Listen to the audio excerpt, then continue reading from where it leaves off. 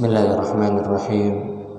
Assalamualaikum warahmatullahi wabarakatuh.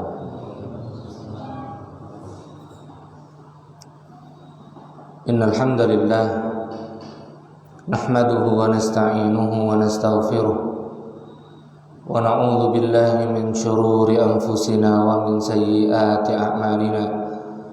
Man yahdihillahu fala mudilla lahu ومن يضلل فلا هادي له وأشهد أن لا إله إلا الله وحده لا شريك له وأشهد أن محمدا عبده ورسوله أما بعد فإن أصدق الكلام كلام الله وخير الهدي هدي محمد صلى الله عليه وسلم وشر الأمور محدثاتها فإن كل محدثة بدعة wa kullu bid'atin dhalalah wa kullu dhalalatin finnar.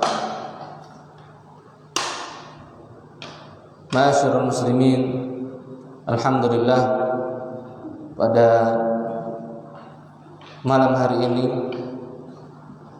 tanggal 22 Oktober 2021 dengan izin Allah Subhanahu wa taala kita bisa berkumpul kembali, kita bisa duduk untuk bermajlis dalam rangka untuk mempelajari dan mengenal kembali agama Allah Subhanahu wa taala, mengenal Islam, mempelajari agama Islam agar Allah Subhanahu wa taala jadikan pada diri kita semuanya istiqomah, diteguhkan dan ditetapkan di atas agamanya hingga Allah Subhanahu wa taala wafatkan kita.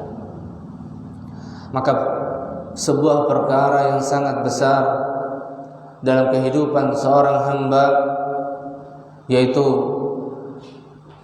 apalagi terlebih bagi seorang muslim, maka hendaknya dia betul-betul memperhatikan masalah manhaj, yang dimana para ulama kita menjelaskan masalah manhaj, masalah akidah, yaitu sikap dan cara beragama yang benar ini. Karena seorang muslim, dia sikap dan cara beragamanya ditimbang dengan sikap dan cara beragama yang benar. Maka siapa yang akan menjadi patokan dia dalam sikap dan cara beragamanya yang benar di dalam beragama Islam ini, maka inilah yang mungkin menjadi masalah yang sangat urgent, yang sangat penting, yang harus diperhatikan oleh setiap muslim, terlebih bagi mereka yang ingin berpegang teguh dengan sunnah Nabi Sallallahu Alaihi Wasallam. Karena di dalam masalah manhaj ini tidak ada istilah toleransi, ketika itu merupakan prinsip dan pokok dalam kita beragama Islam ini. Maka sikap dan cara beragama Islam yang benar harus kita pulangkan semua kepada sikap dan cara beragama yang telah diamalkan, yang telah dicontohkan oleh Nabi kita Muhammad SAW beserta para sahabatnya, yang dimana Nabi SAW katakan, la yasluhu hadhihi al-ummah illa idza saluhat awwaluha, di mana umat ini yang sekarang dan nanti sampai nanti hari kiamat tidak akan pernah mendapatkan kebaikan dan tidak akan pernah baik illa idza salahat awwaluha, kecuali generasi pertama umat Islam ini baik. Dan kita mau mengikuti generasi pertama, kita mau menapaki, memahami dan mengamalkan sikap dan cara beragama yang benar yang sudah dijadikan sebagai sikap dan cara beragama yang benar oleh Rasulullah SAW dan para sahabatnya. Maka inilah sikap dan cara beragama yang benar yang harus mulai kita tumbuhkan di dalam diri kita, di dalam kita beragama Islam ini. Karena setiap kita semua mengaku sebagai seorang muslim, namun pengakuannya tersebut harus dibuktikan dan ditunjukkan dengan mengikuti jalan kebenaran yang telah dicontohkan dan dikabarkan oleh Rasulullah SAW dan para sahabatnya. Ma'asyiral muslimin, jamaah yang berbahagia, maka kita melanjutkan kembali kajian kitab kita di kitab Syarah Aqidah Ahlus Sunnah wal Jamaah yang ditulis oleh beliau Ustaz Yazid Ibn Abdul Qadir Jawas hafizahullah ta'ala. Kita masuk dalam penjelasan sikap Ahlus Sunnah wal Jamaah terhadap ilmu kalam, yang mungkin pada pertemuan yang lalu ada yang menanyakan apa yang dimaksud dengan ilmu kalam. Maka di sini Ahlus Sunnah akan menjelaskan sikap mereka terhadap ilmu kalam, dan kita akan bacakan penjelasan para ulama kita tentang sikap mereka, dan itu mewakili sikap Ahlus Sunnah terhadap ilmu kalam ini. Kemudian sebelum kita masuk dalam penjelasan yang di dalam kitab, maka di sini kita sampaikan sedikit tentang makna atau ta'rif dari ilmu kalam. Apa yang dimaksud dengan ilmu kalam? Berkata Ibnu Khaldun, ilmu kalam adalah huwa ilmun yatadhammanu al-hujaj 'anil aqaidi al-imaniyah, yaitu ilmu yang terkandung di dalamnya bukti-bukti tentang akidah-akidah, tentang keyakinan-keyakinan berupa keimanan, tentang keyakinan-keyakinan berupa keimanan bil adillatil aqliyah, dengan dalil-dalil atau dengan menggunakan dalil-dalil akal.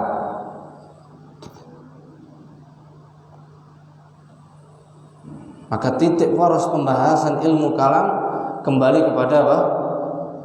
Dalil akal. Mendahulukan akal, menjadikan prioritas utama dalam berdalil adalah dengan akal.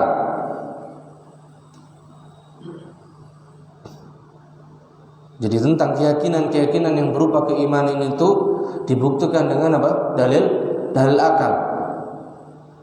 Ini ilmu kalam. Beliau juga katakan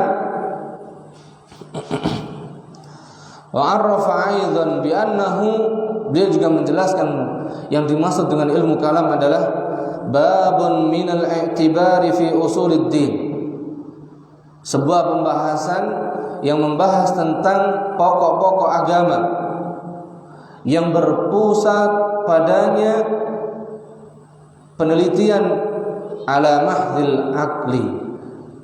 Nah, berputar pada pembahasan apa? Mengandalkan dalil akal semata. Mengandalkan apa? Dalil akal secara murni.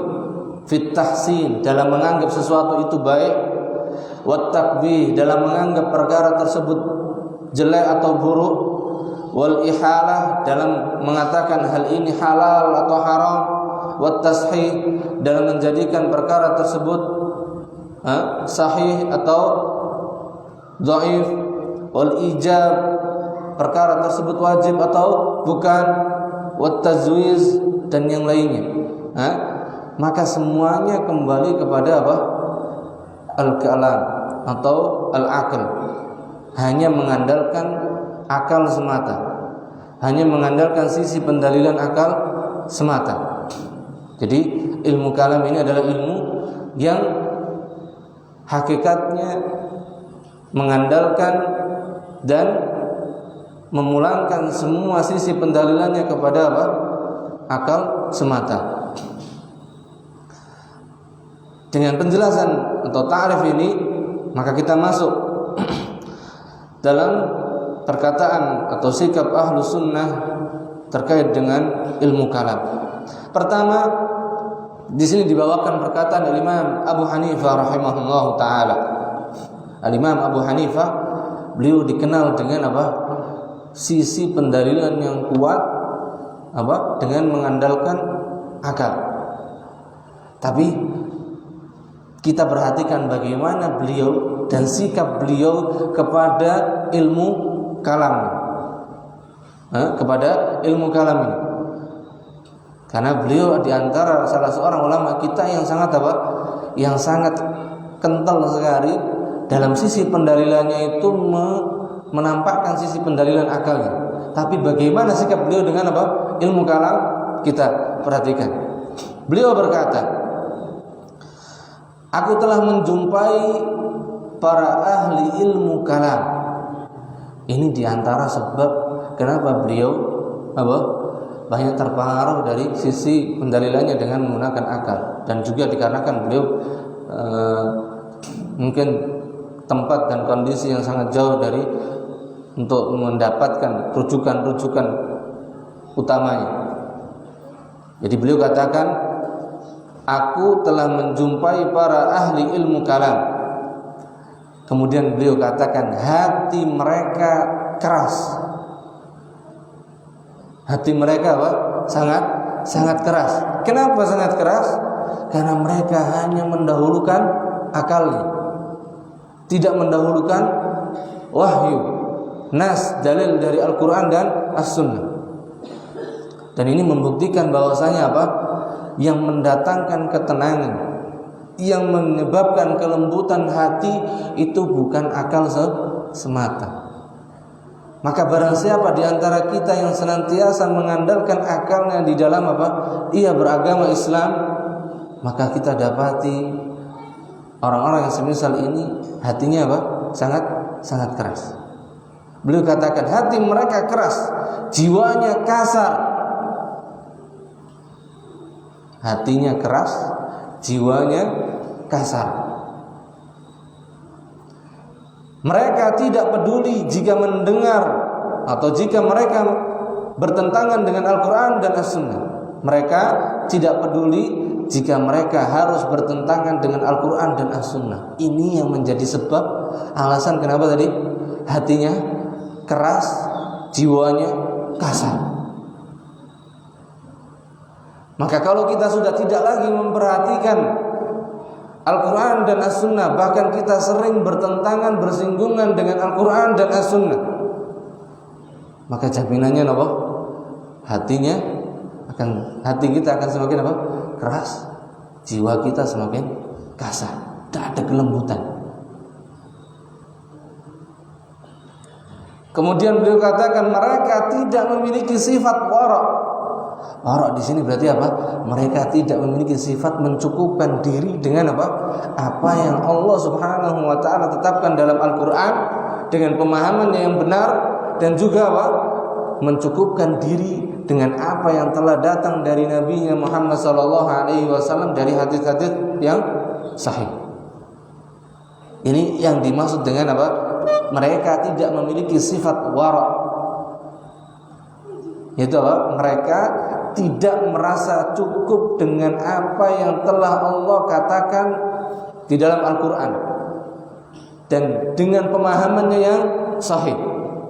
Dan mereka tidak mencukupkan dengan apa yang telah datang dengannya Nabinya dan Rasulnya Muhammad sallallahu alaihi wasallam dari sunnah yang sahih, dari hadis-hadis yang sahih.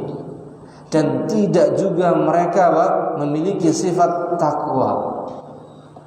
Bagaimana mau bertakwa? Orang mereka tidak mencukupkan dengan apa? Apa yang dikatakan oleh Allah dalam Al-Quran, dan tidak mencukupkan dengan apa yang datang dari Nabi Muhammad SAW yang sahih.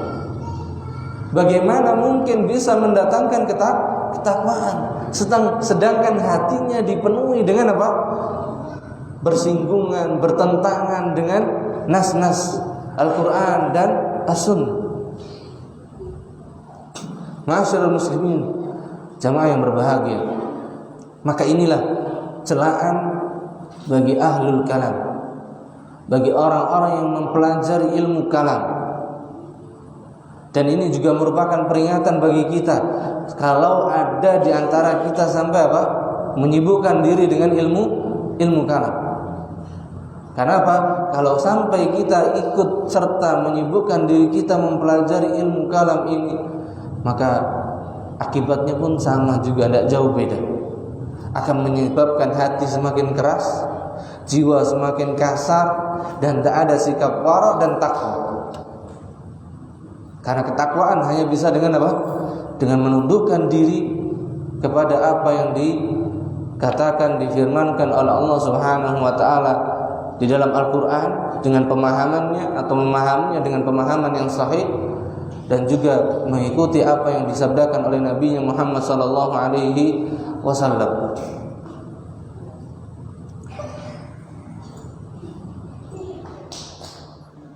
Kemudian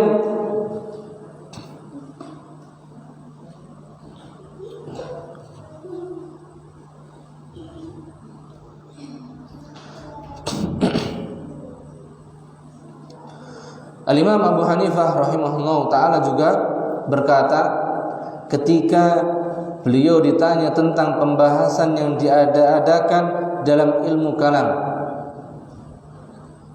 Ketika beliau ditanya tentang pembahasan yang diada-adakan dalam ilmu kalam mengenai sosok dan bentuk bagi zat Allah. Tentang apa? Yang membahas tentang zat Allah Subhanahu wa ta'ala. Maka beliau berkata,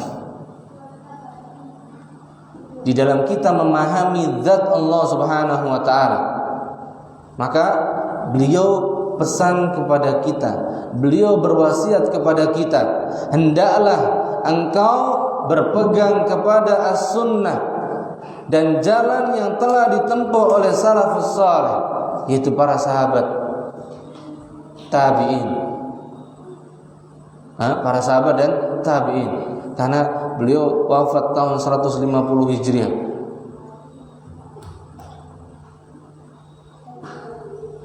Jadi beliau berwasiat kepada kita, hendaklah engkau berpegang kepada as-sunnah dan jalan yang telah ditempuh oleh salafus saleh di dalam memahami siapa? Zatnya Allah Subhanahu wa ta'ala. Karena manusia, orang yang paling faham tentang Allah Subhanahu wa ta'ala adalah Rasulnya yang pertama, kemudian para sahabat Rasulullah sallallahu alaihi wasallam yang kedua. Adapun sesudah mereka, maka mereka tidak akan pernah memiliki pemahaman yang benar berkaitan dengan zatnya Allah Subhanahu wa ta'ala kalau mereka tidak mau mengikuti pemahaman Rasulullah dan para sahabatnya. Maka beliau katakan, jauhi olehmu setiap hal yang baru karena ia adalah bid'ah. Berarti apa? Kalau kita mempermasalahkan, mempertanyakan tentang zatnya Allah Subhanahu wa ta'ala, apalagi sampai kita menanyakan bagaimana, seperti apa, maka sudah kita masuk ke dalam apa? Perkara yang diadakan dalam agama ini, perkara baru di dalam agama ini. Dan itu merupakan perkara yang sangat tercela.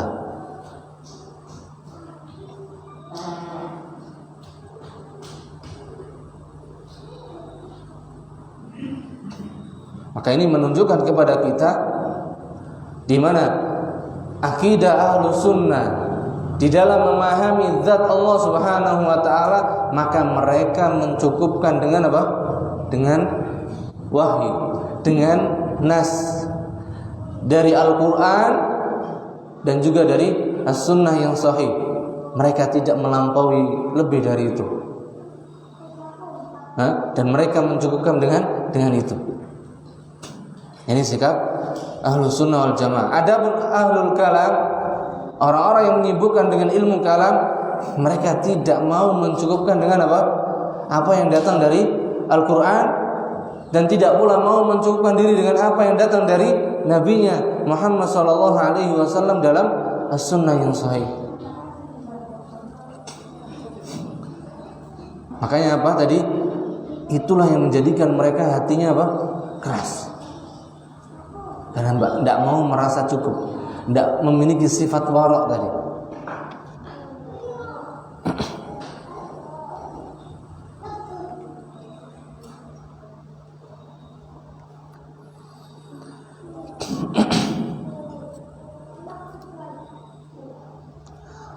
Kemudian setelah dibawakan perkataan Imam Abu Hanifah, kemudian yang kedua di sini dibawakan perkataan Al-Qadhi Abu Yusuf.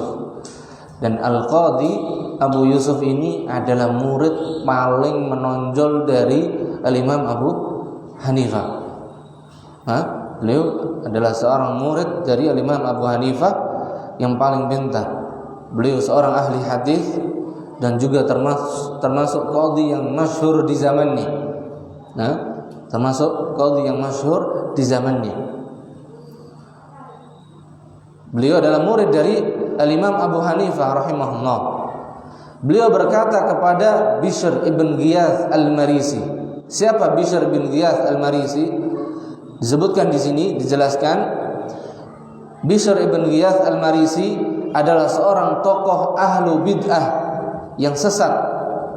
Bishr ibn Ghiyath al-Marisi, dia adalah tokoh yang masyhur dari ahlu bid'ah. Ayahnya seorang Yahudi, bapaknya adalah Yahudi. Bishr ibn Ghiyath al-Marisi ini. Dan ia mengambil, berarti dia punya silsilah keturunan dari orang Yahudi, bahkan bapaknya sendiri Yahudi. Dan dia mengambil ilmunya dari siapa? Ia mengambil pendapat Jahm ibn Safwan. Jahm ibn Safwan yang dikenal dengan kelompok Jahmiyah, tokoh yang paling depan, bahkan pencetus Jahmiyah. Maka beliau ini dan berhujjah dengannya. Dan Bishr ibn Ghiyath al-Marisi adalah salah seorang yang sangat menguasai ilmu kalam. Beliau adalah seorang yang sangat menguasai ilmu kalam. Di sini disebutkan perkataan Qutaibah ibn Sa'id. Jadi para ulama mengatakan Bishr ibn Sa'id berkata, Qutaibah ibn Sa'id berkata, Bishr al-Marisi kafir.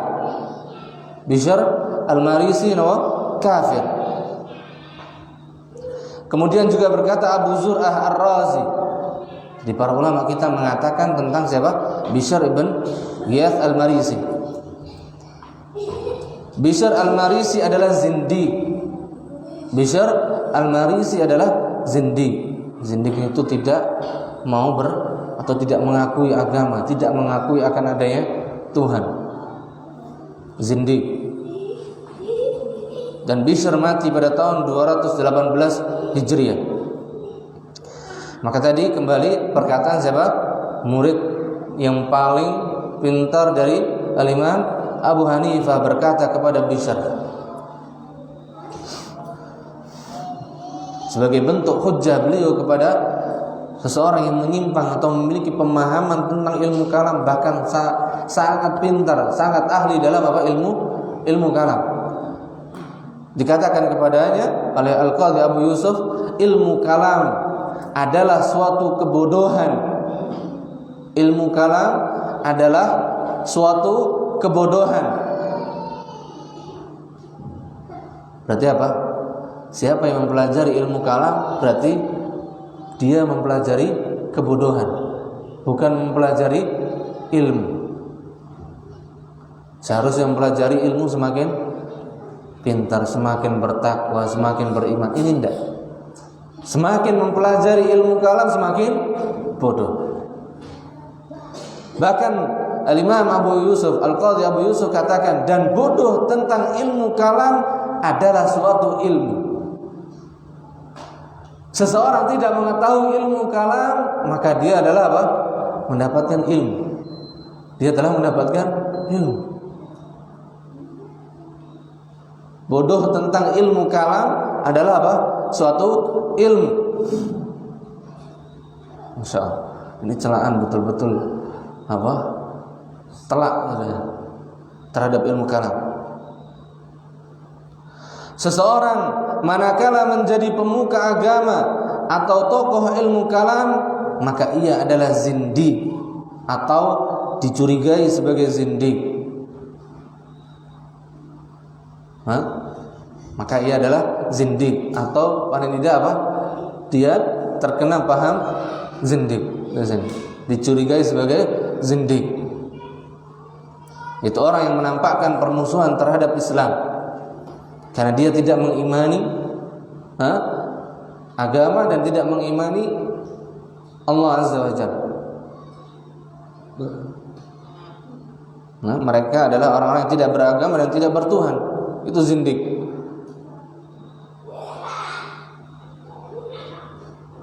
Jadi kalau ada seseorang yang ia menjadi pemuka atau tokoh agama atau tokoh dari ilmu kalam, maka dia adalah zindik.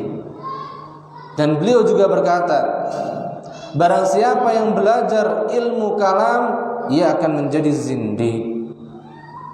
Barang siapa yang belajar ilmu kalam, maka ia akan menjadi zindik. Nasallallahu alaihi wasallam. Dan ilmu kalam ini hampir di seluruh perguruan tinggi di negeri kita itu jadi ilmu yang paling terdepan ibaratnya. Enggak belajar ilmu kalam enggak ngetren gitu. Astagfirullah. Padahal di sini dikatakan barang siapa yang belajar ilmu kalam, ia akan menjadi apa? Zindik. Pelan-pelan dia akan apa? Tidak beragama dan tidak bertuhan. Dan nyata betul. Makanya siapa? Ada pernah ditulis buku, ada apa? Pemurtatan di salah satu kampus di negeri ini. Yang dulu masih namanya IAIN. Sekarang sudah berubah jadi UIN. Dan itu betul nyata. Bukan pemurtatan lagi, hilang sudah agamanya, bahkan nggak punya agama. Dan inilah yang ingin apa? Ditebarkan di dalam tubuh generasi kaum muslimin, para pemudanya khususnya yang diserang. Karena apa? Kalau sudah pemudanya kena, udah habis umat Islam. Nasallallahu alaihi wasallam.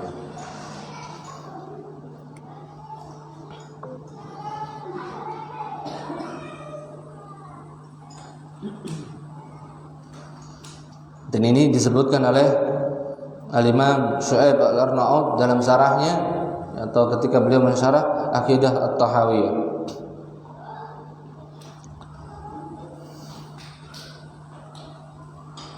Kemudian selanjutnya dibawakan perkataan Al-Imam Ahmad rahimahullah ta'ala. Jadi perkataan sinten? Al-Imam Abu Hanifah.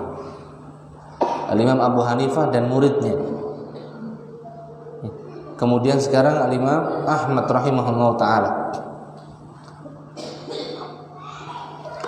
Al-Imam Ahmad rahimahullah ta'ala berkata, pemilik ilmu kalam, masyaallah, pemilik ilmu kalam, berarti dia mengaku memiliki ilmu kalam, dia mengaku atau merasa memiliki ilmu kalam, mempelajari ilmu kalam dan memiliki ilmu kalam, maka apa? Beliau katakan tidak akan beruntung selamanya.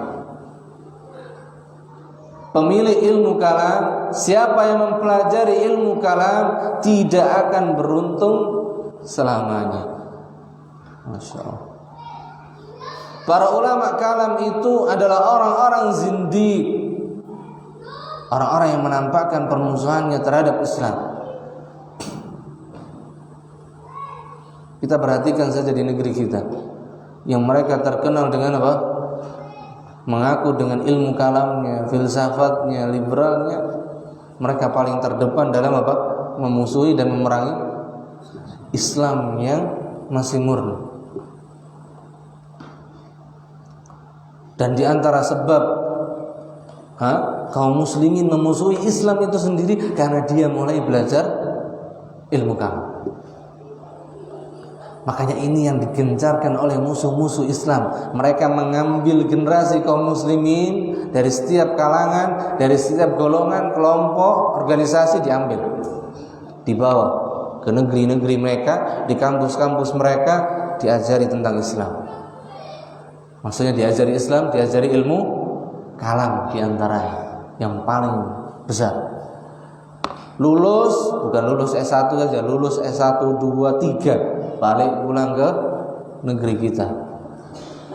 Dan itulah yang ditebarkan, diajarkan. Apa yang tidak pernah dikenal oleh para pendahulu kita kaum muslimin.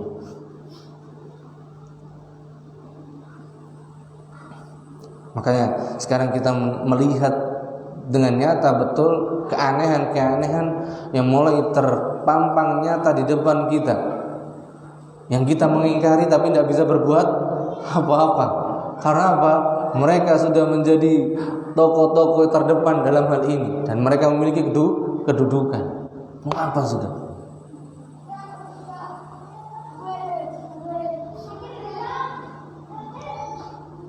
Makanya tidak ada usaha yang membendung gerakan ini, usaha menebarkan ilmu kalam ini, kecuali menegakkan dakwah ini. Dan terus kita tebarkan dakwah as-sunnah, dakwah tauhid ini, dakwah untuk menegakkan supaya kaum muslimin kembali mengesahkan Allah Subhanahu wa taala, mentauhidkan Allah Subhanahu wa taala dengan benar, mengenalkan kembali Rabbnya, mengenalkan kembali Rasulnya dengan pemahaman yang benar. Dan di antara yang mungkin kita rasakan betul, yaitu pemahaman tentang bagaimana kaum muslimin memahami kalimat la ilaha illallah itu sendiri. Yang dimunculkan arti apa? La ilaha illallah dengan arti apa? Tidak ada Tuhan selain Allah. Siapa yang memunculkan? Tidak lain adalah dari bentuk propaganda terbesar mereka untuk memalingkan kaum muslimin dari agamanya, dari Islam yang masih murni. Karena apa? Dengan menanamkan pemahaman tidak ada Tuhan selain Allah, itu otomatis langsung kaum muslimin langsung kehilangan agamanya sudah. Mereka tidak kenal lagi agamanya. Kok bisa? Ya. Bagaimana dia akan mentauhidkan Allah? Orang dia hanya meyakini Tuhan itu hanya satu, Tuhan itu hanya Allah. Bahkan di antara konsekuensi Tuhan, tidak ada Tuhan selain Allah, berarti apa? Semua Tuhan adalah Allah. Ini konsekuensi yang paling berat. Dan ini efek besar dari ilmu kalam ini, yang meyakini semua Tuhan yang ada yang diagungkan manusia adalah Allah. Na'udzubillah ta'ala amma yaqul. Dengan apa pahami? Tidak ada Tuhan selain Allah, kecuali dua makna tadi yang muncul. Pertama, yang sering diyakini kita sebagai orang Islam apa? Tuhan cuma satu. Kan gitu loh. Mungkin ini biasa aja, Tuhan cuma satu. Tapi ini makna batil. Karena apa? Kenyataannya dari sisi nas dan realita membuktikan Tuhan itu bukan hanya satu. Betapa banyak ayat-ayat Al-Quran menjelaskan tentang Tuhan-Tuhan selain Allah, menunjukkan bukti bahwasanya Tuhan itu bukan hanya satu. Tuhan yang diagungkan manusia bukan hanya satu. Tapi kita difahamkan supaya apa? Meyakini Tuhan hanya satu. Kalau Tuhan hanya satu, apa faedahnya kita diperintahkan untuk mentauhidkan Allah? Orang Tuhan cuma satu. Bisa dipahami? Iya. Kalau Tuhan hanya satu, terus apa faedah Allah perintahkan kita untuk mentauhidkan Dia? Mentauhidkan Allah, orang cuma satu ya san. Kan makna dari mentauhidkan, mengesahkan kan menjadikan satu, menjadikan tunggal, menjadikan esa. Nah terus apa faedahnya disuruh menjadikan tunggal, menjadikan esa? Orang cuma satu. Paham ya? Ini pengaburan sejarah, pengaburan pemahaman yang benar. Cukup dengan kata, mainan kata.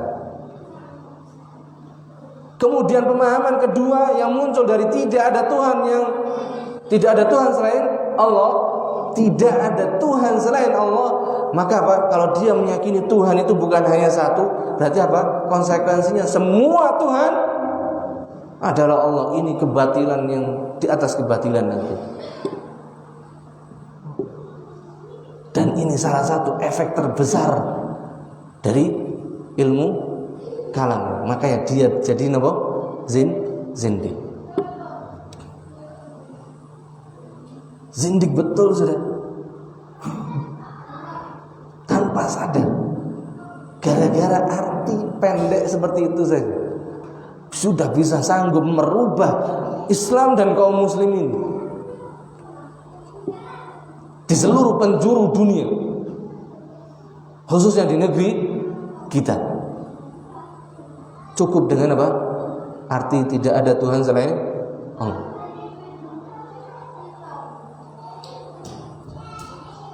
Ini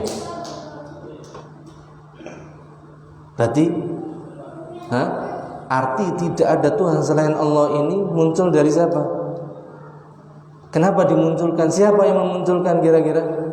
Maka di sini saya bisa tegaskan dengan sangat tegas, mereka lah yang membenci dan memusuhi dengan permusuhan yang sangat besar kepada Islam ini. Dan tidak ada yang paling memusuhi Islam kecuali diantaranya adalah mereka. Yang mereka ambil ilmu mereka dari orang-orang kufar, dari orang-orang musyrik. Karena ilmu kalam sumbernya dari mana? Dari Yunani, dari orang-orang yang tidak bertuhan atau orang-orang yang menuhankan berhala-berhala itu.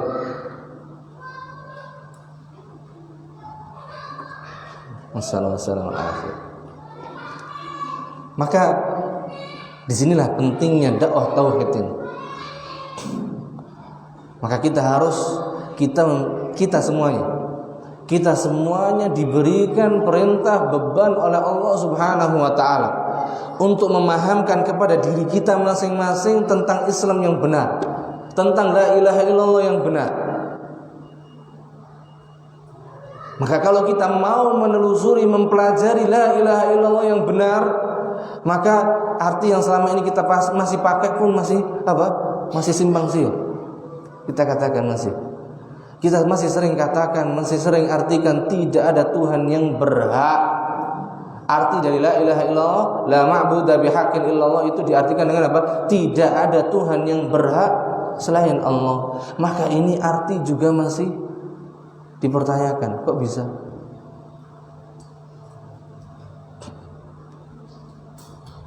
Tidak ada Tuhan yang berhak disembah kecuali Allah. Kenapa tidak ada Tuhan yang berhak disembah Kenapa tidak ada Tuhan yang berhak disembah?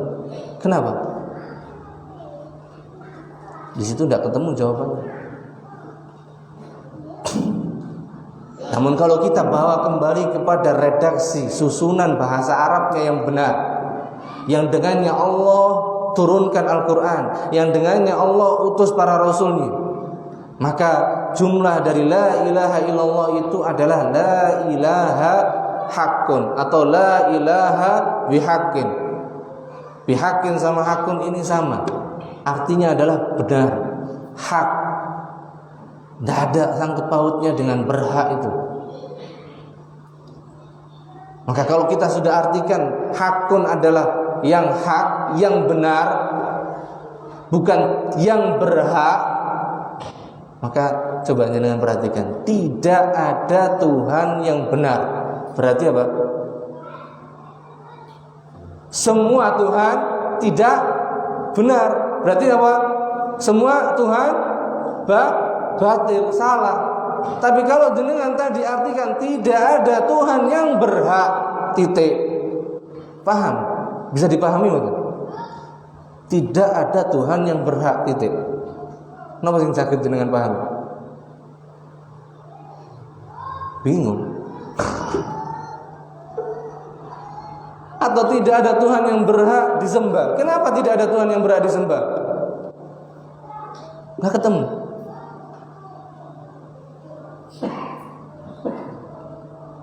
Ini pengaburan pemahaman tentang tauhid yang benar, yang dengannya Allah sampai utus Rasulnya, yang dengannya sampai Allah turunkan Al-Quran. Semuanya untuk menjelaskan ini. Tapi itu semuanya hilang dari tubuh kaum muslimin. Sekian lama kita kehilangan agama kita. Kita tidak mengenal agama kita, tidak mengenal la ilaha illallah. Bahkan anak-anak kita yang sudah hafal ngelotok tidak la ma'buda bihaqqin tadi, ketika ditanya tentang artinya pemahamannya bingung. Karena saking asingnya pemahaman ini. Padahal para ulama subhanallah, kalau kita mau kembali membaca penjelasan mereka dengan detail, dengan jelas, mengikuti apa yang mereka kehendaki, mereka ajarkan, mereka pahamkan, akan ketemu pemahaman tadi. Cukup kok, gampang. La ma'buda haqqun. Haqqun diartikan dengan apa? Benar. Selesai masalah. Tidak lagi pakai berhak. Berarti apa? Kita diperintahkan oleh Allah untuk mengakui semua Tuhan yang ada, yang diagungkan oleh manusia tanpa terkecuali, sekecil apapun dia adalah sebagai Tuhan yang apa? Yang batil. Itu yang Allah perintahkan. Yang itulah Allah sampai mengutus Rasulnya kepada kita. Tapi mana ini pemahaman? Kemana pemahaman ini?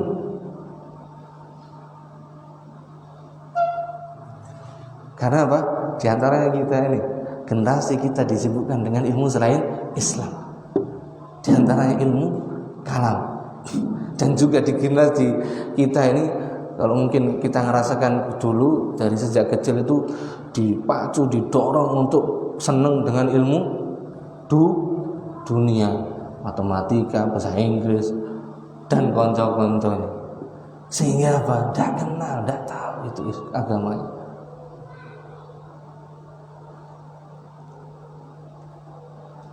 Ini faktor terbesar yang mungkin kita bisa mulai rasakan dari sini. Karena apa? Orang zindik itu ada sebabnya. Tidak mungkin tiba-tiba jadi zindik kalau tidak apa? Ada sebabnya. Di antara sebabnya adalah mereka mulai meninggalkan agamanya. Caranya gimana kok bisa mereka meninggalkan agamanya? Dipalingkan kepada itu loh yang paling bagus. Belajar ini seru gitu. Atau dengan iming-iming yang lain. Dan itu betul-betul berhasil, betul, Masya Allah.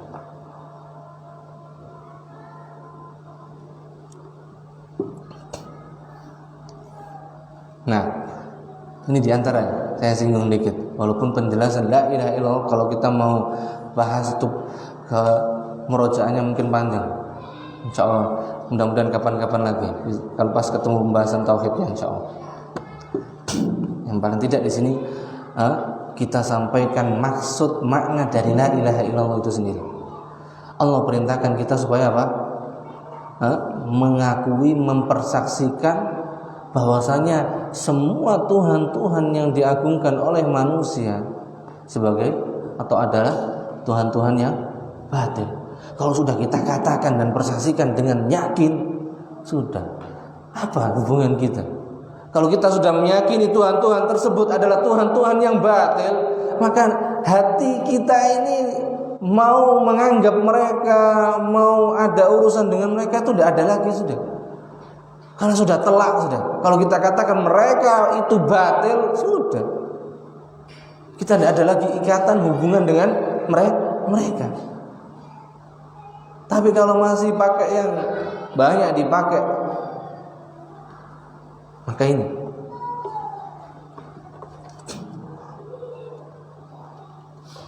dan sesudah pengakuan bahwasanya semua ilah adalah batil, maka Allah katakan apa? Illallah. Bahwasanya Tuhan yang hak, Tuhan yang benar hanya sinten? Hanya Allah. Ini baru namanya mentauhidkan yang benar. Kan selama ini tidak ada ini pemahaman, hilang betul. Kita diajarkan untuk mengakui Tuhan-Tuhan selain Allah yang banyak jumlahnya itu sebagai Tuhan yang batil, itu hilang di tubuh kaum muslimin. Tidak ada pemahaman itu, yang dengannya kita harus mempersaksikan, meyakini dengan seyakin-yakinnya bahwasanya hanya Allah lah ilah yang hak. Masya Allah. Inilah maksud dari makna tauhid yang benar, makna kalimat la ilaha illallah yang benar. Baru sesudah kita mengatakan Allah lah ilah yang hak, maka disinilah baru konsekuensinya adalah apa? Kita harus mengesahkan Allah dengan apa tadi? Ibadah. Tapi kalau kita belum mempersaksikan yang pertama tadi, terus kita mengatakan ibadah saja, apa faedahnya? Ini masih banyak kerancuan yang muncul di situ.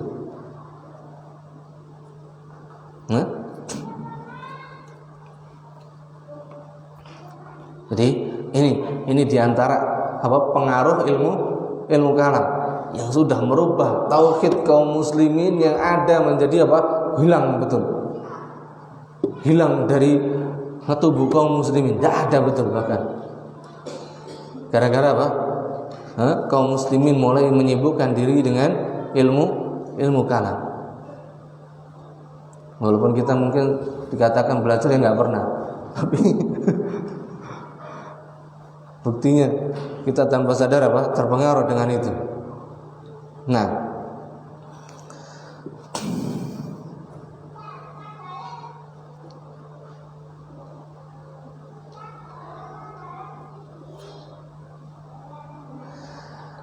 terakhir sebagai penutup kita, yaitu perkataan Al-Imam Ibnul Jauzi.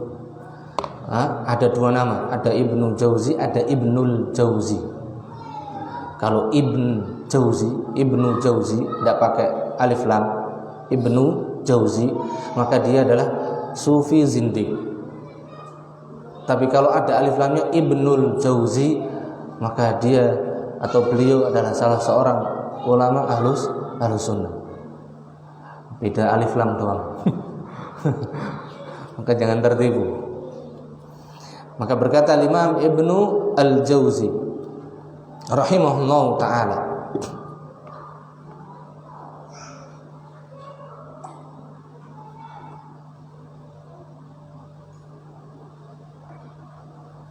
beliau berkata, dahulu para ulama dan fuqaha ahli fikih umat ini mendiamkan atau mengabaikan ilmu kalam.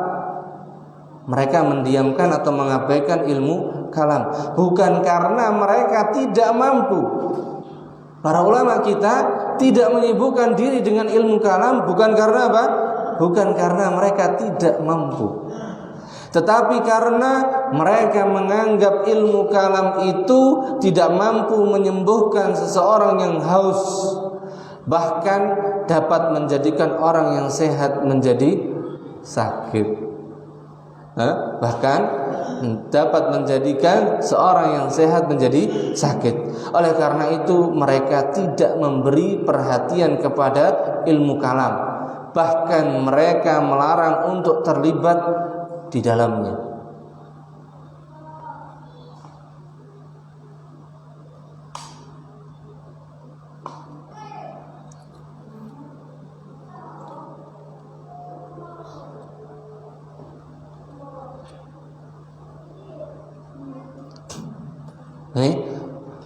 Maka di sini menjelaskan kepada kita, para ulama kita, mereka tidak menyibukkan diri dengan ilmu kalam bukan karena mereka tidak sanggup, bukan karena mereka tidak mampu, tapi karena mereka tahu dan paham betul kalau mereka harus mempelajari ilmu kalam, bukan mereka mempelajari ilmu tapi malah sakit, terserang virus, malah.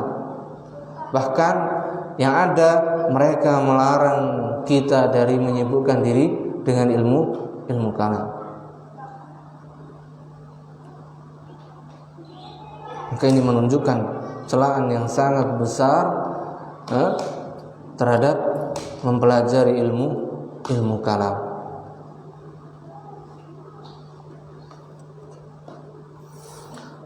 Allah Ta'ala alam. Monggo barangkali ada yang tanyakan.